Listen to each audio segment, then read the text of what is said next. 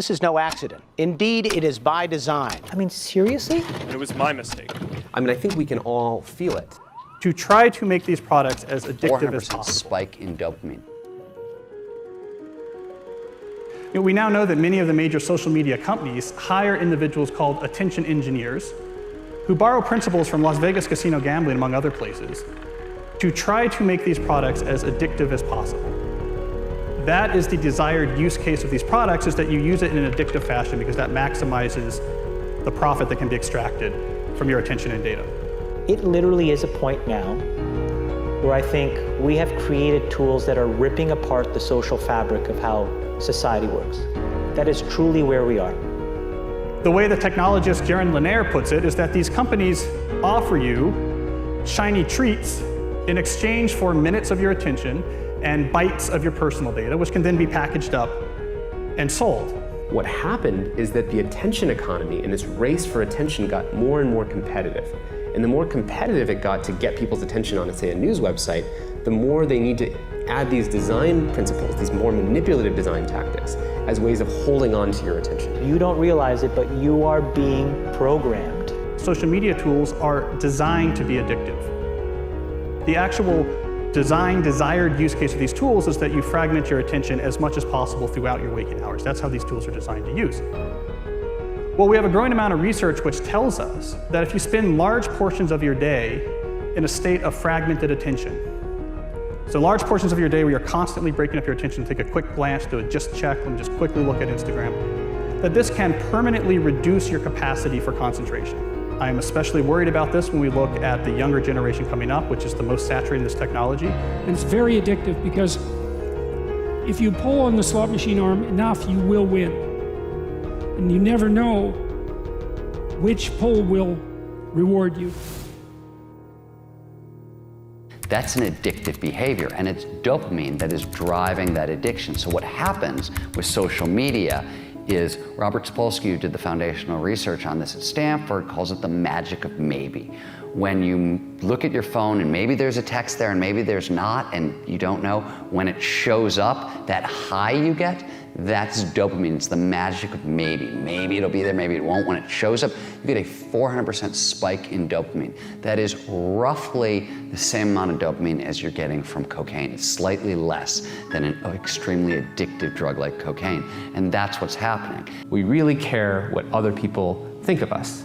So for example, when you upload a new photo, a new profile photo of yourself on Facebook, that's a moment where our mind is very vulnerable to knowing what other people think of my new profile photo.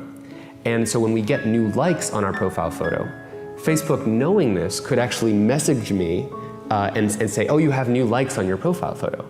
And it knows that we'll be vulnerable to that moment because we all really care about when we're tagged in a photo or when we have a new profile photo. And the thing is that they control the dial, the technology companies control the dial for when and how long your profile photo shows up on other people's news feeds. So they can orchestrate it so that other people more often end up liking your profile photo over a delayed period of time, for example, so that you end up having to more frequently come back and see what the new likes are. And it's literally rewiring our brain. Even social media, the challenge is, with these terms like Facebook depression and everything. What's that? This is social media depression because whereas everyone's looking at their feed and they're comparing their lives to other people, their highlights of other people's lives. Wow. And there's actually less life satisfaction, more sadness, depression, and stuff like that. And it's interesting because if you think about things that routinely produce a lot of dopamine, alcohol, for example, there's a drinking age, right? We have a drinking age. The alcohol releases a whole lot of dopamine. It makes you feel really, really good. We say, okay, you can have that, but you've got to wait. You've got to be 21 years old. We don't do that with social media.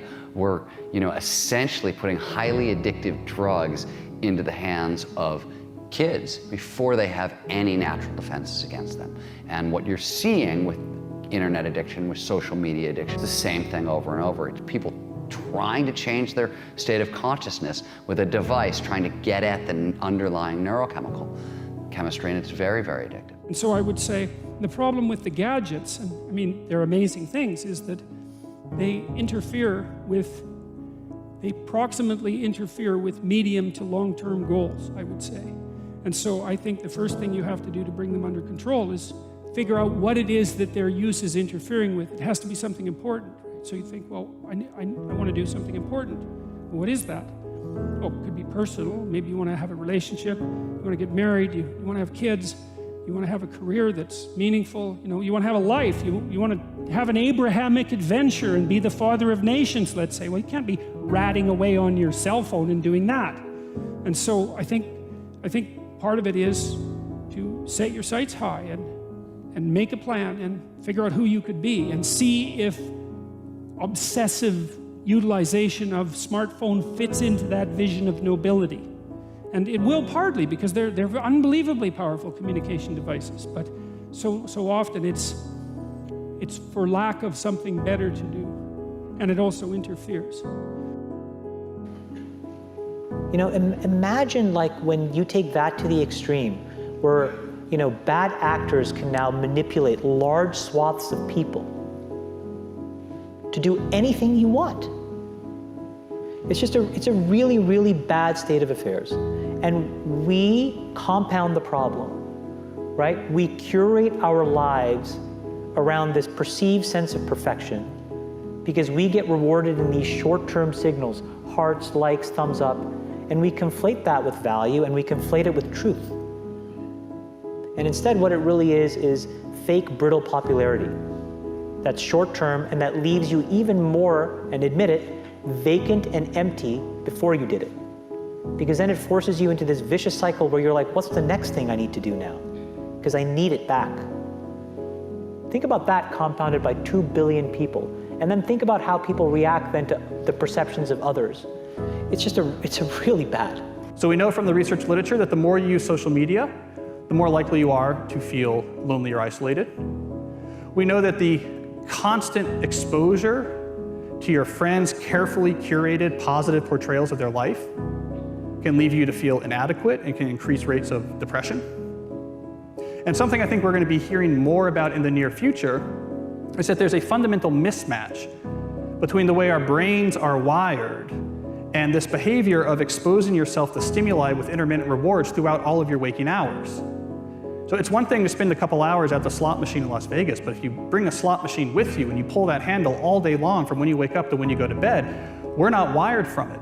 It short circuits the brain, and we're starting to find that it has actual cognitive consequences, one of them being this sort of pervasive background hum of anxiety. Is eroding the core foundations of how people behave by and between each other.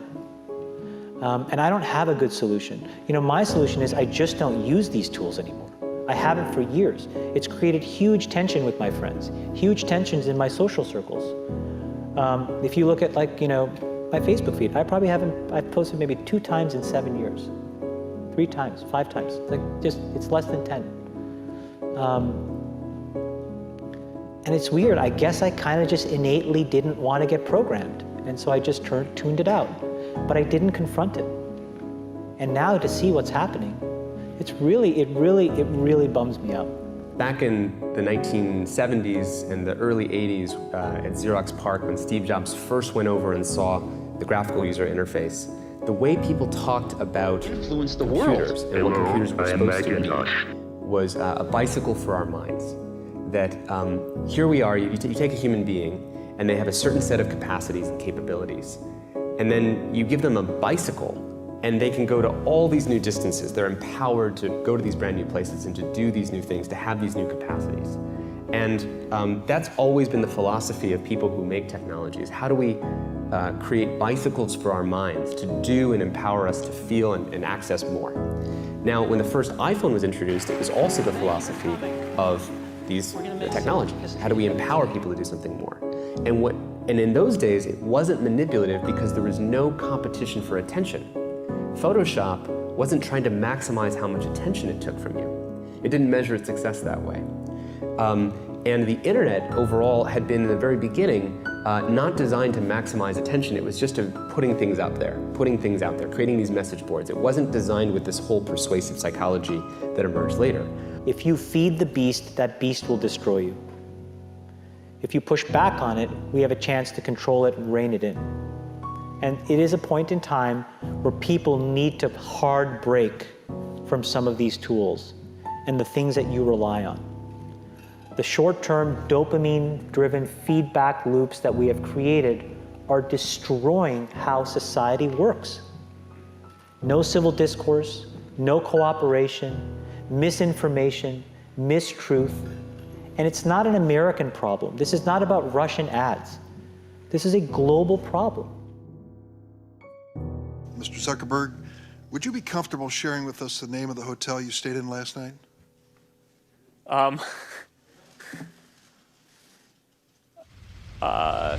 No.